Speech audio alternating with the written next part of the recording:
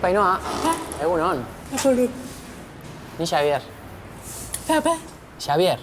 Xavier. Okay. Ze moduz? Ze moduz? Oto. Ondo? Oto. Bueno, eguraldiak errespetatu dugu. Ba. Elkarrizketarako prest? Barkatu. Elkarrizketarako prest? Ka. Niretzat, hau da, gor batekin egiten dudan lehenengo elkarrizketa.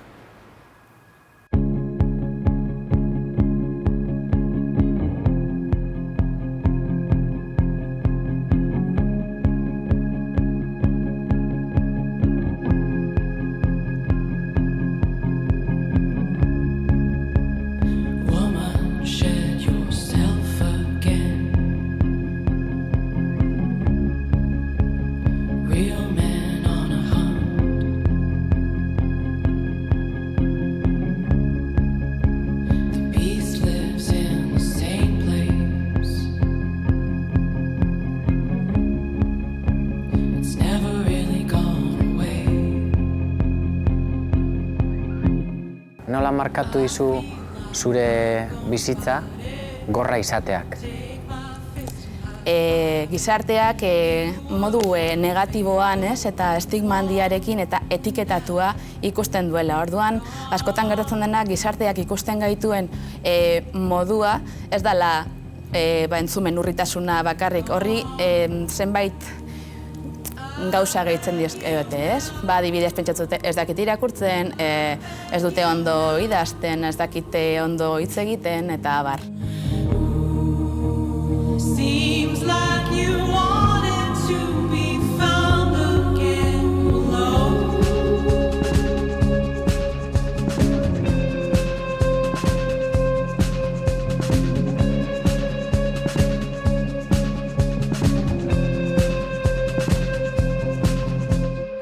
Nolakoa da zure harremana entzuleekin? Orain... Un poco decir. Piskat igual satarra da, hola esatea, baina egia esan... Sí, bien. Ondo... Sí. Bueno, izan leikegu lagunak, Espain irakurketa erreza egiten bazait. Bestelan ez gara lagunak izango eta ez gara erlazionatuko.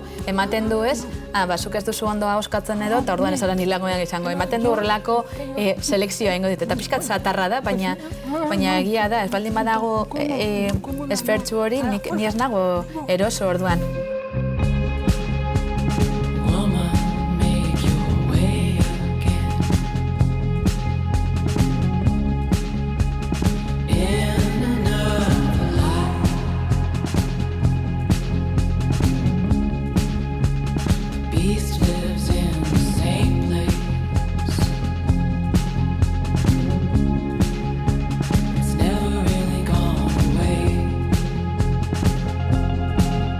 Gor komunitatetik zuk zer ikasi duzu?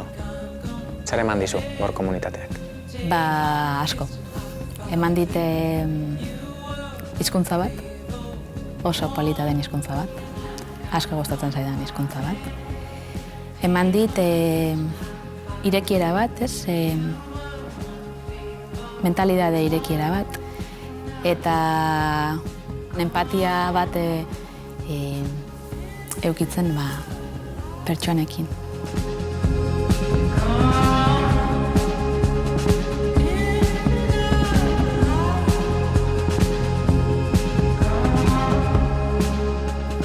Maite, zure txanda. Bai.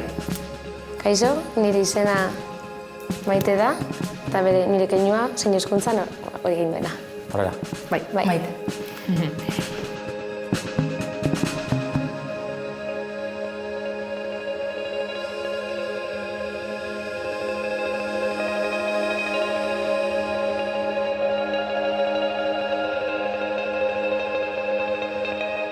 Ni Xavier. Xavier. Zu Ainoa. Eruen. Lankideek esan didate askotan jartzen duzuela izena momentuan. Nire izena keinuen hizkuntzan zein izango da? Tengo que empezar para derretir el frío. Algo de tu cara. La barba? ¿Te gusta? ¿Sirve la barba? el plaqueto. El flequillo. Esto es Xavier. ¿Y Ainhoa? Cabepata, cabepata. Porque te pequeña, se prende papá, tú. Ah, vale. Por el lazo que llevabas de pequeña. Ainhoa, Inice, aurrera.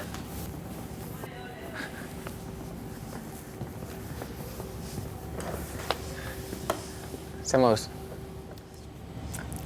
Ondo. Barkatu, baina arazo bat daukagu. Horrelan eseritzen bagara, ezin dugu elkarrizketa egin, elkar ikusi behar dugu. Ah, vale. Lehenengo pausua hori izango ditzake. Vale. Guk horrela pentsatuta geneukan, baina ikusten ari naiz ez dugula ondo pentsatu. Ez? Zuek erabaki zelan jarri behar ditugun aulkiak? Bai, ados. Probatuko dugu? Venga. Ni hemen ondo nago? Itxain, sartu eta jartzen dugu orain. Eta pixka bat onera? Hor ondo? Ez. Gehiegi, edo ondo? Zuentzako? Nik orain interpretea ondo ikusten dut, orain bai. 100 saio baino gehiago eta hau da egiten dugun lehenengoa interpretearekin.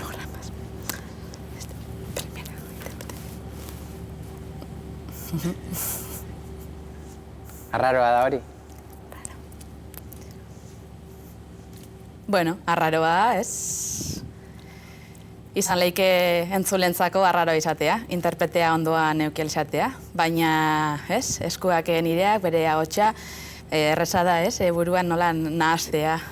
Azkenean ematen du interpretea hitz egiten ari dela, baina errealitatean nere ahotsa da, ez? Ainhoa, gure protagonista guztiei eskatzen diegu beti euren burua aurkeztea. Aurkeztuko diguzu zure burua?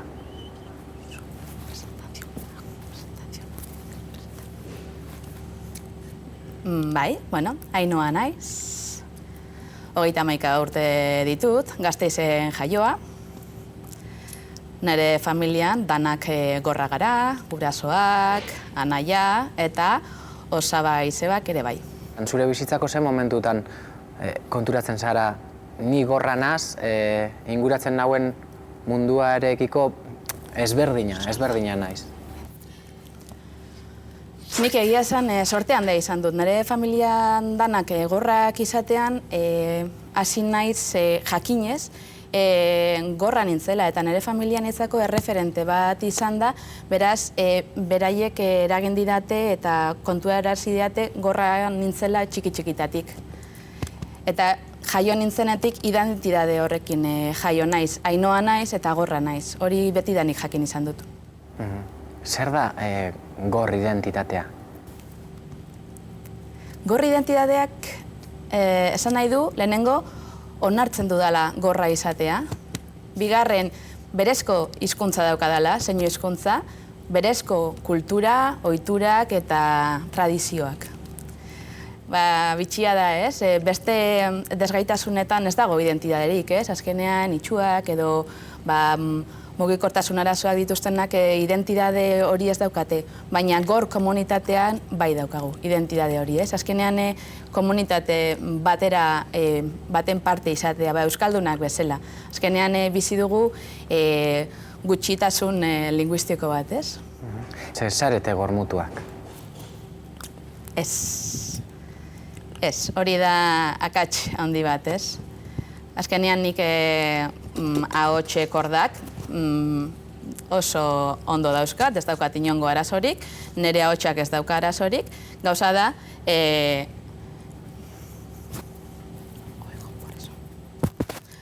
entzuten ez dudanez, ahotsa modulatzea zaila dela, ezin dut ondo kontrolatu, orduan, bueno, pertsona gor bakoitzak modu desberdinan hitz egiten du, baina ahots korden kontrol hori ez dagoelako.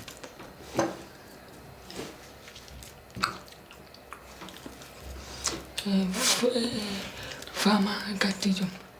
Por Castilloa, romano, en ruta de sal. Ahí, entonces hay control.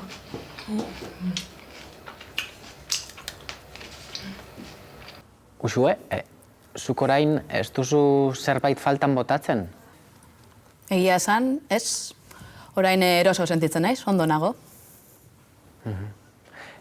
Ez duzu sentitzen errekurtsoak falta zaizkizula komunikatzeko, edo implanteak berak ez dizu babes bat ematen? Ez, bueno, egia esan interpretea daukate ondoan, orduan ni ondo sentitzen naiz. Gu biok elkar komunika gaitezke, berak komunikazio zubi egiten du. Orduan, adibidez, taberna batera junezkero eta implante gabe komunikatu behar naiz, bueno, espaine irakurketa egin dezaket eta ondo. Zure haurtzaroa nola gogoratzen duzu? Nola markatu zizun haurtzaroa gorra izateak? Egia esan, ez dute oroitzen ezer solan bai, bada euskat horrelako anekdota edo zerak ez, jun ginen kruzero batean, familia guztia eta ume bat zegoen, mutila eta berak ni negoen igerian eta batean atzetik zetorren, susto bat eman nahian, oiu egin zuen, baina ni enteratu ere ez nintzen egin, ez nuen esentzun eta jarraitu nuen piztinan gustora igerian. Orduan nire gurasoek egoera ikustean, izugarrizko parralgarak egin zituzten, ikustean nolan umeari izan zioten gorra da eta nolan amorratu zen, eta alegindu zen behin eta berriz susto ura ematen, ez? Eta, aurretik ez zioten esan zioten, umea ikustean aleginduz behin eta berriz, esan zioten, gorra da, ez zaitu entzuten, bera zerbait nahi baduzu aurrean jarri behar zara, orduan umeak sustoakin aldendu egin zen, bera pixkate beldurtuta aldendu egin zen. Zue entzule familia batean hasitakoa zara? Bueno, ez, egia esan, aita gorra da, ama entzulea. Esan nahi du, erdia eta erdia, ez? Orduan, amaren gandik datorren familia entzulea da, baina aitaren partetik gorra. Orduan izan ditut, ez, erreferente gorrak, bai. Egia da, nire familian komunikazioa oralista izan dela, ahozko hizkuntzan egin dela. Baina, bueno, nahiko ondo hasi naiz hor implantea izan dudalako. Implantea jarriko ez balidate, ez dakit nolako izango zen nire bizitza. Horrelan hasi naiz eta ez dakit beste modu batean nolan izango litzateken. Zure amak ez dakik keinu hizkuntza? Ez, inork. Ez nire amak, ez nire aitak, ez nire aizpak, inork ez daki zein hizkuntza. Ahozko hizkuntzan egiten dugu, beti, egiten dute, beti. Eta gustatuko litzaizuke familian zeinu hizkuntza kontrolatzea? Bai, egia esan asko gustatuko litzaidake, ez? Atzo edo ez dakit noiz, pentsatzen egon nintzen, ez? Eta esaten nuen, eta nire amamari esan nion, gustatuko litzaidake, ez? Familian zein hizkuntza jakingo bazenote. Baina egia da, familiak egin behar duen esfortzu handia dela, ez? Eta klasera joan beharko lirateke, eta ni asko gelitu beharko nintzake familiarekin hori praktikatu alizateko. Baina niretzako egia esan gehien gustatuko litzadakena eta nahi dudana da nire aizpak zeinu hizkuntza ikastea, ze bera ere gorra da. Berak errekurtso hori izan dezan, ez? Baliabide hori euki dezan. Implantea apurtu edo pila bere gelitzen bazaio, euki dezan modu hori, orduan ni alegintzen naiz, ez? Etxean gaudenean biok, alegintzen naiz zeinu hizkuntza irakasten, baina berari kosta egiten zaio egia esan. Orduan, bueno, poliki.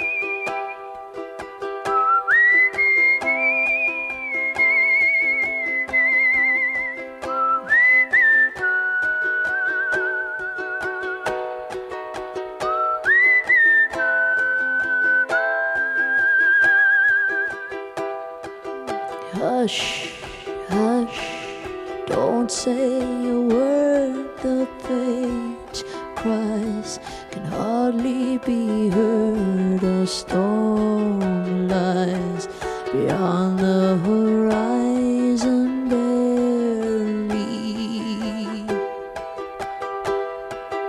Don't stop or sleep through the days like children that can't stay awake. Stay here untainted and safe. Stay while the melody's sung. Break like a wave on the run. Hard to be sure I can't say anymore. I just know that it won't last forever. Ainhoa, zu gorra zara, baina irakurtzen duzu, hizkuntza bat baino gehiago menderatzen dituzu. Hori ez da oso ohikoa, ez? Bai, egia da, ez dela ohikoa.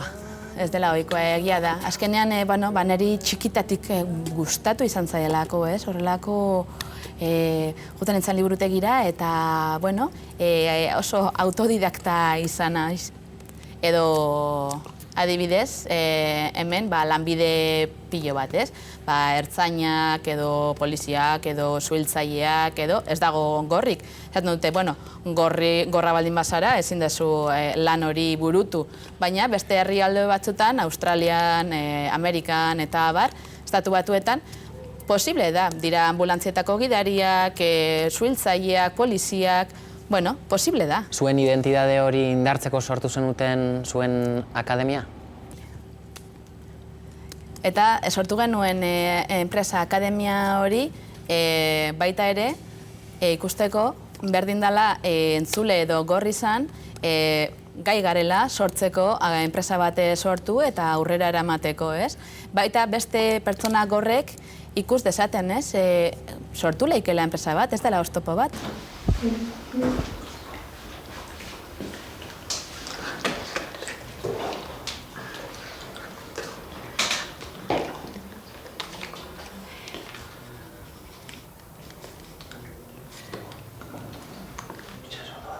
Maite, Irati, kaixo. Kaixo. Esango higu zuen on gauden? Zer da, zer leku da hau? Zeinu Kaxa Akademia. Ainhoa eta Kristina dira hemengo, ireki zutenak akademia hau. Eta bertan ematen da zeinu hizkuntza ikastaro ezberdinak ematen dira. A bat nibelean hasi eta B arte. Atentzioa deitu digu hemen dagoen isiltasuna. Bai, hemen beti, ezin da hitz egin. Behin gelan sartzen zarenean ezin duzu zer esan. Barreak entzuten dira, baina isiltasuna bai, bereziki.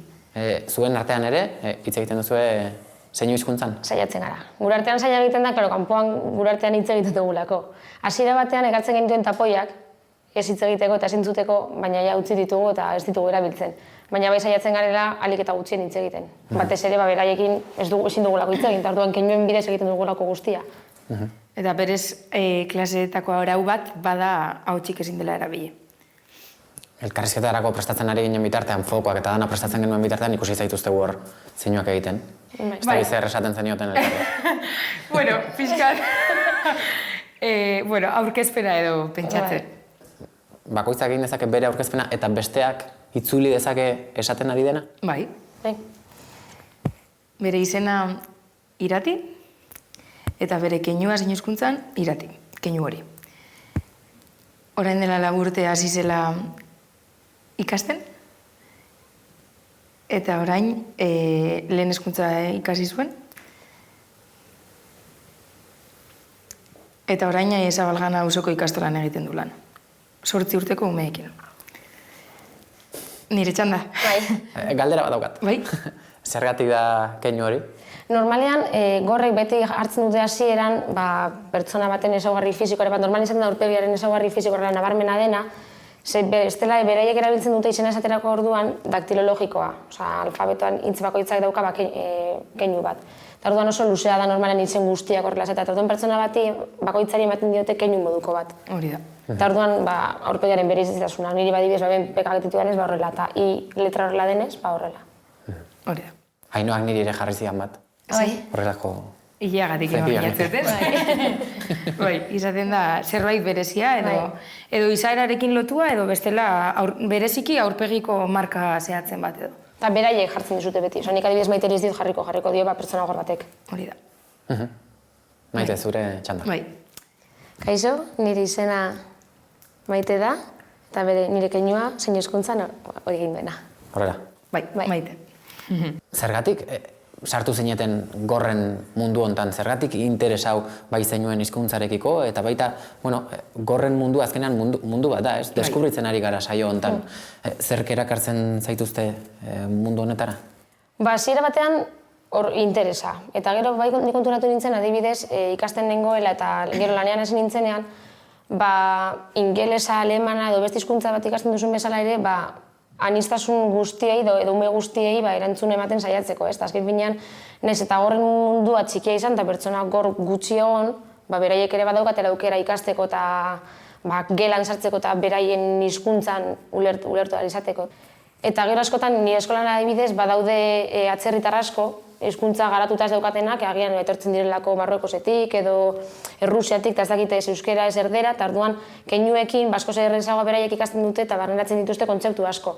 Eta egia da asko gustatzen zaiela, eta nik askotan klaseak ematen dituen bitartean, igual, baldin ikusten baldin badugu mapa edo erako gauza bat, egiten diet keinua eta beraiek askoz ere hobeto barneratzen dituzte kontzeptuak.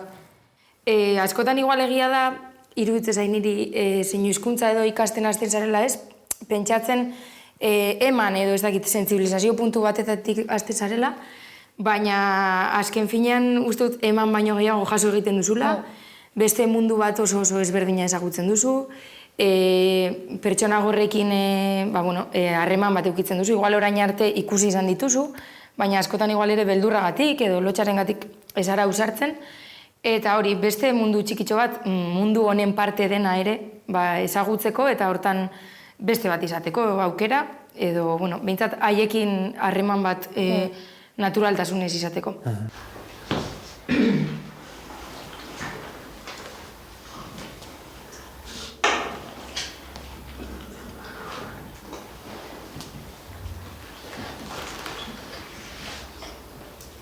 Piskat getoan bizi dira? Bai eta ez, getoan ez nuke esango haiek bizi direla, baizik eta egin diegu getoan igual ez, bizitzea. Gaur egun igual hobeto ikusia dago gorra izatea, baina orain dela 20 urte gor bat esen ongietorria edo... Eta hori, hemen klasean orain dela gutxi ere 3 andra etorri ziren, 50-60 urte inguru. Gure pixkat ezagutzeko ere haien errealitatea zein izan zen, eta gorren bizitzaren aldaketa, ez? Eta esaten ziguten, lehen gorrak ziren gizartean ez zeuden ondo ikusiak. Orduan, nik ez dute, ez naiz ausartzen eta ez nuke esango objeto batean bizi direla. Egia da haientzako oso garrantzitsua dela haien identitatea, gorren kultura, eta haiek beti esango dizute gorrak direla, baina bizitza berdin egite dut, ez dakit, zinemara joaten dira, azpitituluak egoten badira, tabernetara joaten dira, erosketetara, ez dakit, guk euki aldugun eguneroko arrundu bat. Nik uste igual guk bai jartzen dizkiogula mugak edo oztopoak. Pentsatzen dugu, ez dakit zein hizkuntza berarekin ez naiz ulertuko. Eta badaude beste modu batzuk ulertzeko, edo keinuekin, edo saiatu berarekin hitz egiten, beraiek oso ondo ulertzen dute espainetara irakurtzen badute, edo... Ez dakit, nik uste guk ere saiakerak egin baritugula beraiekin komunikatzeko eta saiatzeko beraiekin harreman bat izaten, edo, klaro, gure kasuan zein hizkuntza daukagula behintzat pizkatxo bat, errezagoa da, baina hori joan behar gara apurtzen eta beste ezaugarri bat bezala hartu.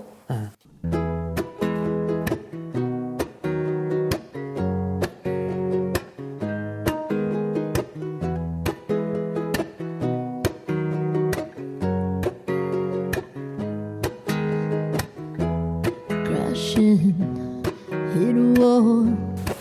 This time I need a miracle. Hurry up now, I need a miracle. Stranded, reaching out. I call your name, but you're not around. I say your name, but you're not around. I need you, I need you, I need you right now. Yeah, I need you right now. So don't let me down. I think I'm losing my mind now. It's in my head, darling. I hope that you'll be here when I need you the most. So don't let me down. Don't let me down. Don't let me down. Don't let me down. Don't let me down. Don't let me down.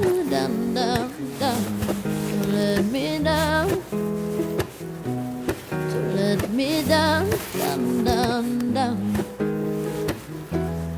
Running out of time. I really thought you'd be by my side, but now there's nobody by my side. I need you right now. Yeah, I need you right now. So don't let me down. I think I'm losing my mind now. It's in my head, darling, I hope. Gor komunitatea nolakoa da?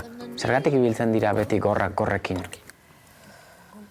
Komunikazioa errazagoa dela, azkenean entzulen artean gehienek ez dakite zeinu hizkuntza, orduan komunikazio hori zaila da. Orduan azkenean erosotasunagatik. Orduan azkenean pertsona gorren artean egoten gara eta errezago. Hombre, baldin badaude, entzuleak zeinu hizkuntza dakitenak, gustora egoten gara ere, bai, adibidez, nire pixukideak zeinu hizkuntza daki eta orduan elkarrekin egoten gara. Ainoarekin bizi zara, Uxue, eta ez dakit beste gor batekin bizitzeak gauzak errasten dizkizun ala ez? Bai. Azkenean bioke gorrak izanik oso eroso sentitzen gara, elkarre komunikatzeko, azkenean egoera antzekoa bizi dugu, orduan errez da elkar ulertze hori. Ze egia esan Erasmusean egon naiz eta esperientzia gogorra izan da. Dana entzuleak ziren eta batzutan ni baztertua sentitzen nintzen. Kostatzen zitzaidan, azkenean egiten zuten beraien taldetxoa, lagun taldetxoa, eta ni gelditzen nintzen alde batera komunikatu ezin horretan. Uxue, nola ikasten du gor batek hitz egiten? Bueno, segun eta pertsona. Danak ez gara berdinak. Lan asko egin behar da logopedia saioetan, eta bakoitzaren gaitasunen arabera baloratu behar da nolan ikasi. Askotan egiten da idatzizkoa eta irudia. Orduan, hitza ikustean, irudiarekin lotu eta elkarrekin ikasten dira. Ondoren, hitz egiten ikasteko, estarriaren vibrazioaren arabera. Orduan, logopedaren estarrian jarri behar dezu eskua eta zeure estarrian ere bai. Orduan, aldi berean, jo martzuzu izkiak esanaz, eta oso garrantzitsua da, izpilu bat aurrean duzula ikastea. Ikusteko, Espainien eta ahoaren mugimendua zein den izki bakoitza esatean. Bada letraren bat ikasteko erabili duzun teknikarik bitxiena? Pertsona gorrek, orokorrean, denak ez. Baina N, S, R izkiak ikastea pertsona gorrentzako oso zaila da. Adibidez, R esaten dut ikusi duzuen bezala. Baina logopedak egiten zuen hortz eskubil elektrikoa jarri eta ikusi horren mugimenduarekin hori horrek kopiatuz, adibidez. N eta S ikasteko adibidez, nik lehenengotan S ez nuen entzuten. Eta orduan, esperar hitza nik ulertzen nuen eperar. Eta orduan jen pentsatzen zuen andaluza nintzela, azentoagatik. Ze S oso harina da, eta ez da ondo entzuten, ez? Eta orduan, epera. Eta ondoren, esan ziaten, ese dauka, eta nik, orduan, bizi guztia pentsatzen ese gabezela, eta azkenean, ikasi nuen, ez? Ese, orduan, praktika asko egin nuen, ese zuten hitzekin, orduan, horre, konsiente izan ez, eta memoria erabiliz. Azkenean pertsona pertsona gorrentzako oso garrantzitsua da memoria. Eta N letra, pixkanaka ere bai. Interpretearekin komunikatzeak suposatzen du, interpreten moduan erabiltzen duzun pertsona horrengan konfidantza asko izatea, ez? Bai. Bueno, nik badakit fidelak direla, badakit ez dutela bere lana ondo egiten dutela, eta ez dutela engainatuko, edo ez dutela gauza txarek egingo. Bai, konfiantza daukat.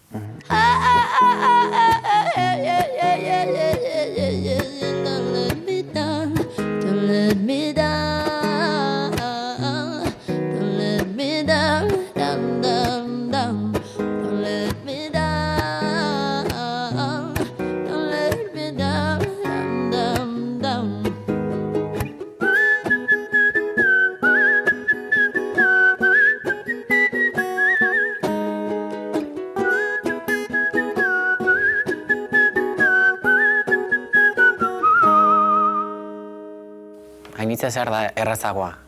Beste baten keinuak itzultzea edo zure elkarrizketa egitea? Beste batenak. Argi eta garbi. Zure interesa hizkuntza horrekiko nola etorri zen? Hizkuntza orokorrean danak, asko interesatzen zaizkit, ez? Oso gogoko ditut hizkuntzak eta hizkuntzek ematen dizkizuten gauzak. Eta hizkuntza honekin, arreta eman zidan aspaldi, ikusten nuenean, telebistan batzutan, edo noiz baitez, pertsonaren bat zeinu hizkuntzan aritzen zenean. Eta kanpoan ari nintzen bizitzen, eta nire izekok zen zian, Bilbon dago ziklo hau, eta araxia jo nintzen zuzenean. Eta ordutik, interprete ikasketak egin nituen, eta ordutik. Eta etzen nukan inongo harremanik gorren munduarekin? Inongo, ez. Ez nuen pertsona gorrik ezagutzen. Behintzat ez zeinu hizkuntza hitz egiten zuten gorrik. Ez nuen ezagutzen. Zeinuen hizkuntza ikastearekin batera, ze mundu ireki zitzaizun? Batetik, buruan gauzak ikusteko modua aldatu zen, ez? Nolabait ireki egiten da. Ez dakit oso ondo azaltzen zelan den, baina bai olako irekiera bat dago, ez? Eta hasten da martxan beste gauza batzuk buruan. Gorren mundua ireki zitzaizun? Bueno, kostata.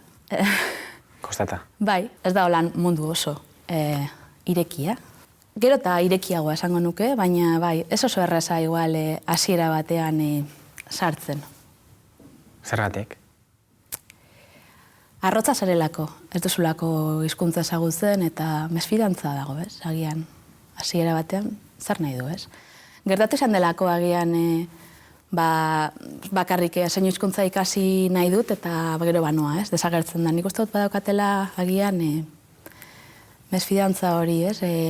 Bizitzetara etorri eta desagertzen diren entzuleen esperientzia horiek igual. Zein izan da tokatu zaizun egoerarik arraro edo bitxiena? Asko bizi ditut momentu bitxiak bizitzen zara, bizitzen dituzu nolabait pertsonen momentu oso intimoak. Oso intimoak, orduan momentu bitxi asko bizitzak ez dira zure momentu intimoak, baizik eta edonoren momentu intimoak bizitzeko aukera esango dut, baina bueno, daukazu ez. Adibidez? Adibidez, gaina espero ez nuen zerbitzu bat, eta izan zen pertsona gor bat joan zen taroteko kartak irakurtzen dituen pertsona baten gana, ez? Han ikusi nuen nire burua horrelako etxe batean, eta antxe, eta gaina mezu hori zailak iruditzen zitzaizkidan, ez? Interpretatzeko. Orduan, bueno, hori dut buruan horrelako oso gauza bitxi bezala, ez? Ohikoa da gorren artean Ainhoa bezala irakurri eta euskaeraz eta gazteleaz menperatzen dituen gor bat aurkitzea? Ez, ohikoa ez da. Ez. Hori zergatik da? Ainhoak zergatik lortu du? Ainhoa zergatik, asko alegindulako uste dut, asko gustatzen zaiolako, eta askonean zerbait asko gustatzen bazaizu eta horri ekiten badiozu, lortu egiten delako, ez? Baina bere esfortzuagatik. Ainhoa, norekin gelditu gara? Mejor. Beraiek ez dute entzuten? Juro, hasta para pratia, otro foro. Otro, hasta como la cama. Cuatro segundos. Beti elkartzen zarete gorren artean? Beti zoazte gorrak gorrekin? Yo te como sordo. ¿Por qué? ¿Por qué? ¿Por qué siempre los sordos con los sordos? Yo creo que porque los vestidos mejor, como la cama mejor. Esto es mejor. Xavier. Iker. Hola. Encantada. Igualmente. Cristina. Yo soy Xavier. Encantado. Encantado.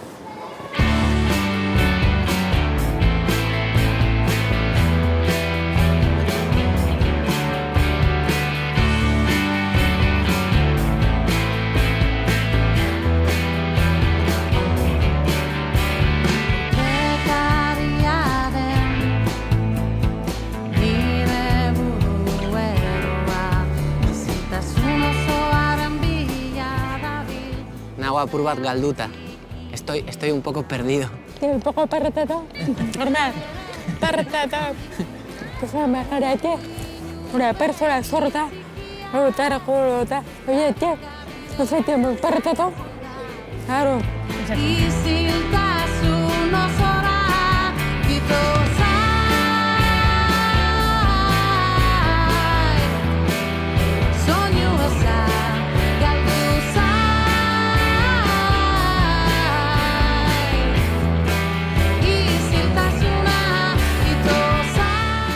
Arraro sentitzen da bat horrela jendean artean zeinu hezkuntza hitz egiten? Claro, no. Pues a la gente en verdad. Yo me hago esto para todo.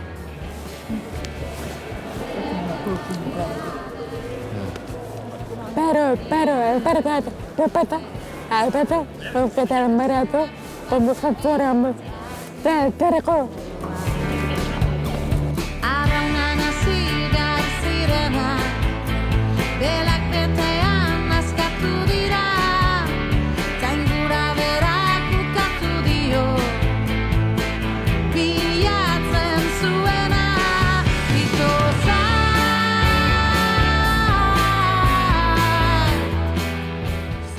Ainhoa, zure isiltasunaren deskribapena egingo diguzu? Bai, askotan pertsona galetzen diate, zuke gauzak entzuten dituzu? Zer dut, entzun ez ditut egiten, baina sentitu bai. Bani itxasora joten naiz, itxasoren aurrean eseri, eta ze jendeak zen du, ze polita den, olatuen soinua, uraren soinua. Baina niretzako ikusten dudanarekin nahikoa da, ez? Ikusi, usaindu, horrek, ja, edo azalean ematen diana, nire iristen zaidanarekin, hor sortzen dut nire isiltasunaren soinua. Orduan, itxasoaren soinua niretzako isiltasuna da. Orduan, nire isiltasunean gauza bakoitzak bere soinua badauka, baina ni bakarrik ulertzen dut hori. Adibidez, musika oso garrantzitsua da jende askoren bizitzan. Zuen bizitzan? Bueno, nik ezagutze ditut pertsona gorrak asko gustatzen zaienak musika, iguale gorre, bueno, ez dutenak bat erentzuten, ez? Baina vibrazioi esker musika sentitzen dutenak, ez? Ezagutzen dut egia esan eta harritzen nau eta niri adibidez ez zait gustatzen nik irakurketa eta poesia, bai, musika ez da niri zerbait gustatzen zaidan zerbait, ez? Adibidez, taberna batera, ez? Diskoteka edo pub batera joten bagara, esaten dute, Beyoncé dago, eta nik esaten dut, bai, azkenean igual musikaren forma horregatik eta horren bestetan erritmoa eta orduan gorde dute eta badakiten eta esentzun nor dagoen abesten. Eta zuk aipatu dituzun diskoteka horietan adibidez, nola ligatzen duzue? Entzuleekin ligatu duzu inoiz? Bai. Erreza da. Bueno, egia da Da, entzulen ohitura, ez? Azkenean etortzen dira eta musika oso altu dagoenez, etortzen dira belarrira hitz egitera esaten diot, gorra naiz. Horre ez dakit zertan ari zaren nire belarrian, hori ez du desertarako bali, ez denago ulertzen jarri nire aurrean. Eta, bueno, diskoteka edo pafoietan arazoa izaten da askotan argia oso ilun egoten dela, argi gutxikin edo argi horrek flash modukoak eta horrek egia esan asko zailtzen digu. Ze, Espain irakurketarako distantzia eta argitasuna garrantzitsua da, bestenan bai, komunikazioa ezinezkoa. Azkenean ligatzearen hori, horretan ez da behar askotan hitz egitea, ez? Begiradak eta gorputza dirazpenarekin nahikoa da, erreza da. Eta gorra izateagatik, norbaitek bizkarra eman dizu? Bai, zalantzari gabe. Eta gelditzen direnak. Bai, ez da izango ez lehenengoa, ez azkena, ez askotan. Azkenean entzuleak beldurtu egiten dira gero, denborakin, berriro etortzen dira ez, konturatzen direnean, baina ja, berandu egin. Ainhoa, nolakoa da zure harremana entzuleekin? Bueno, ia ber, zer ez duzu ulertzen, ez? Orduan, ikusten dute, esate dute, olako neska guapak gorrak izatea ez dut ulertzen. Imagina dezakezu, aurpegi hau jartzen dugu, orduan, zer da, gorrak izateak, itxusia izatea dakar, zertuta, orduan horrekin puntu asko galtzen ditu zuzenean pertsona horrek. Eta egia esan, ez dakit, konparatzen, ez? Entzuleak, neskak edo mutilen artean, entzulen artean, diferentzia dago, ezberdintasuna dago. Askotan, neska gorrak izaten dute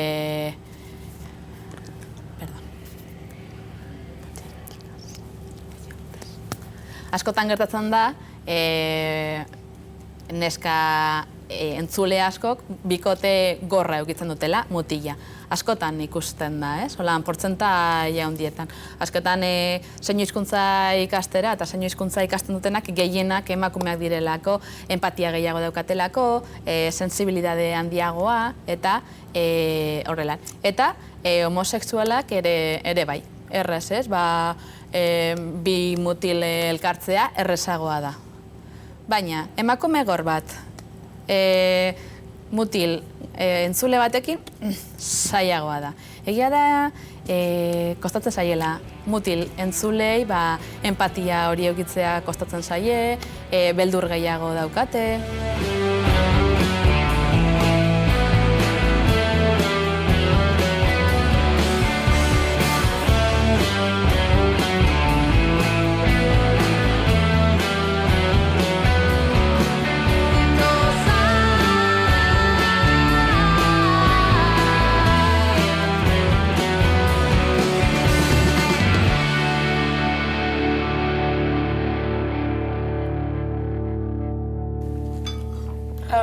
Cómete las alubias.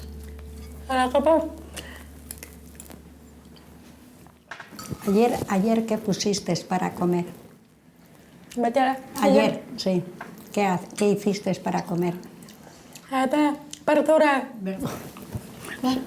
Papá, tú, voy a comprar de peso, pagar. ¿Es vegana? Bueno, cuidado. Ahora yo te sueño, cuando te mueve el peso, me correte, hacemos como te pagar. Pero tenéis que comer también proteínas, animales. Correte, como te todo, cuando pagas te pagar, como normal, para que te sube el peso, cuando te. Sí, pero tienes que tener cuidado con la comida.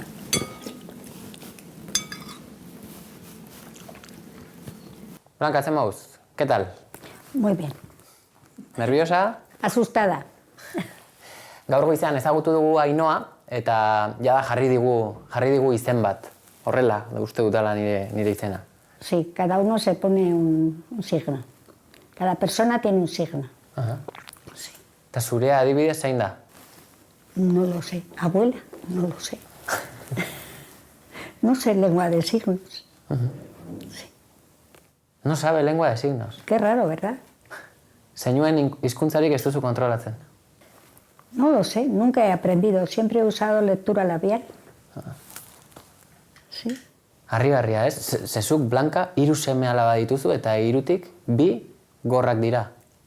2 son sordos, mi nuera es sorda y mis nietos son sordos. Pero me entiendo muy bien con todos. Nola egiten duzu? Ya digo, con lectura labial y ellos hablan perfectamente. O sea, me he acostumbrado muy bien. Zu hasieran gaztetan, seme-alabak izan aurretik ez zinen bizi gorren munduan. Ez? Gero etorri den zerbait izan da. No sabía lo que era una persona sorda.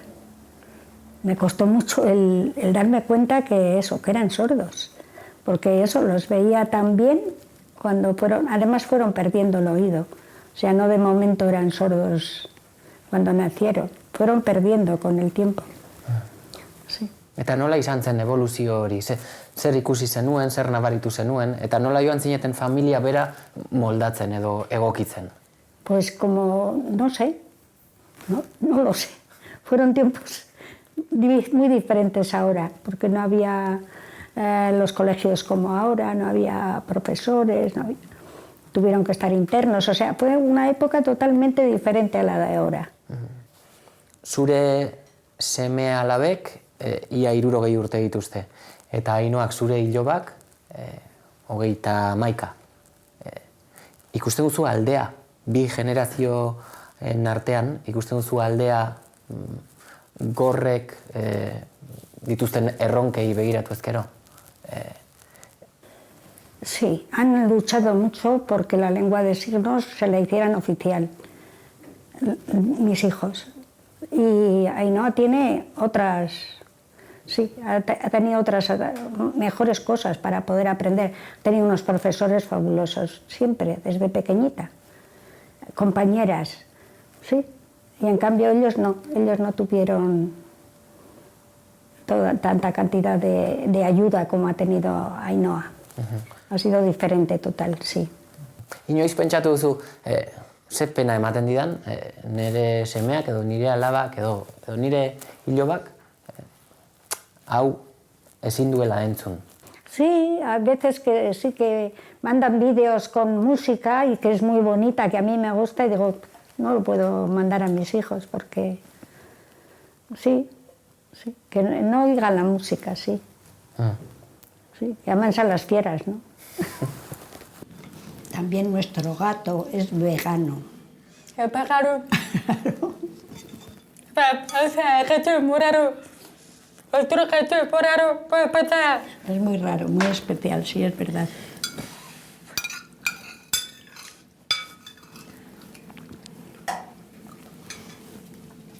Zure seme-alaben eta iloben gortasunagatik, esango zenuke eurekin duzun harremanean harreman horrek zerbait galdu du edo zerbait irabazi du? No ha perdido nada, ¿no? No, yo creo que hay una relación correcta totalmente, ¿no? Intensa y no ha perdido nada. ¿Y ganar? Pues igual sí, porque igual nos entregamos más. Igual hemos ganado, sí. Bueno, ¿terminas? Porque... Termino ya. Vale, listo, termino ya. Porque estoy cansada. Vale, ahora mismo, 2 preguntas y ya. Sí. Blanka, kontatuko diguzu nor den Ainhoa. Pues Ainhoa es una chica muy alegre, fue una niña feliz, con muchos amigos y sigue así, con muchas ilusiones. Muy amante de la familia también. O sea que sí, es mi nieta. O sea que a una abuela preguntarle quién es Ainhoa.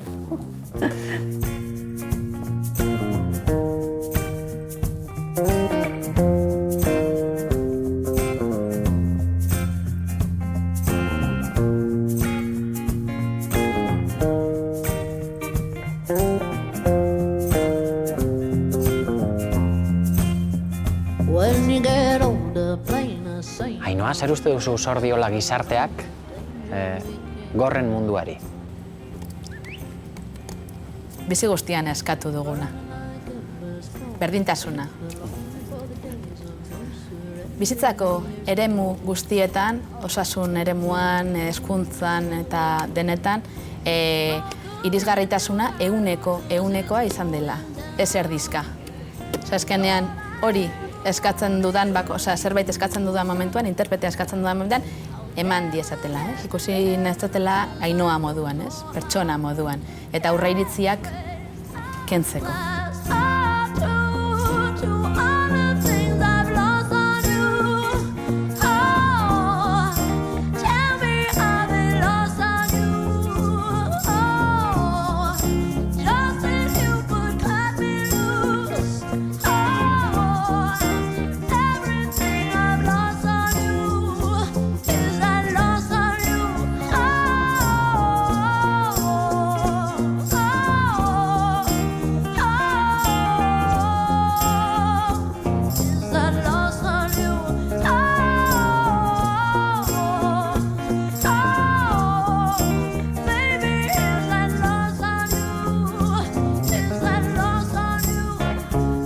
And I could see the machinations understand the toil of expectations in your mind. Gorrez gain, uste duzu entzuleok ere ikasi beharko genukela zainuen hizkuntza? Bai. Nik uste entzuleek zeinu hizkuntza jakin beharko luketela. Baina realitatea oso urrun dago hortatik, ez? Azkenean horrelan komunikatu ahal izango ginake.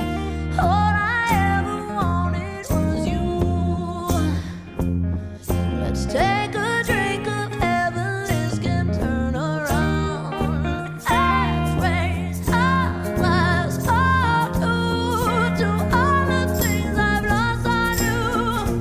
Oh, tell me how they lost on you. Oh, just that you could cut me loose. Oh, after everything I've lost on you. Zure esperientzia hortatik, esango zenuke gorren eskubideak askotan urratu egiten direla? Bai, gehienetan. Gehienetan. Googlean asko daukagun arren, nik ikusten dudana da behin eta berriz eta egunerokoan pertsona gorren eskubideak urratuta daude.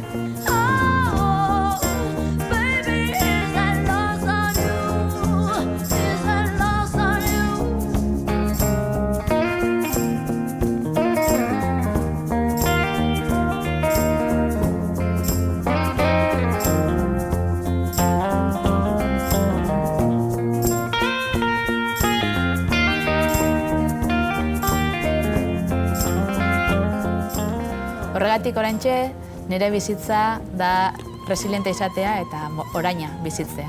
Carpe diem. Beraz, oraina aprobetxa dezagun eta egin orain eta orain egin eta ez badut asmatzen edo erratzen naiz, berriro altxa eta aurrera jarraitu.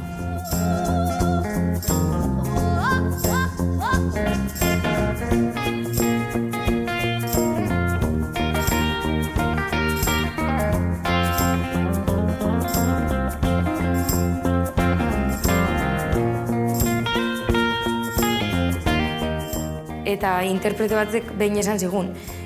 Zuen ezberdintasuna eta nirea da nik lehengo pertsona bezala ikusten dituala, eta zuek pertsona gor bezala. Eta esan genuen, wow, egia da.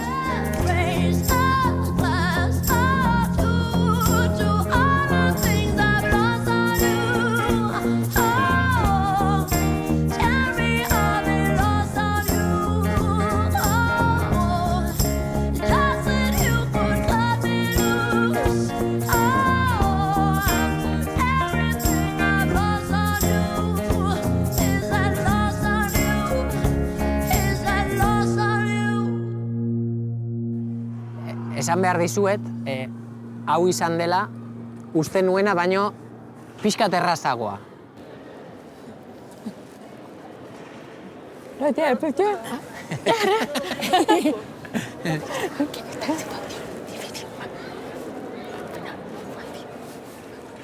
Claro. La pregunta.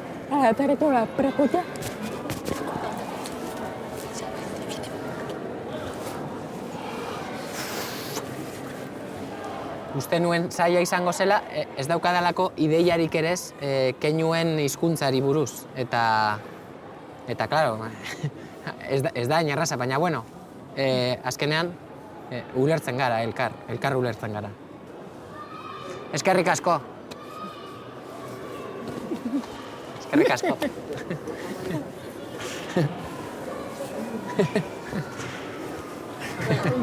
Aplausos, sí.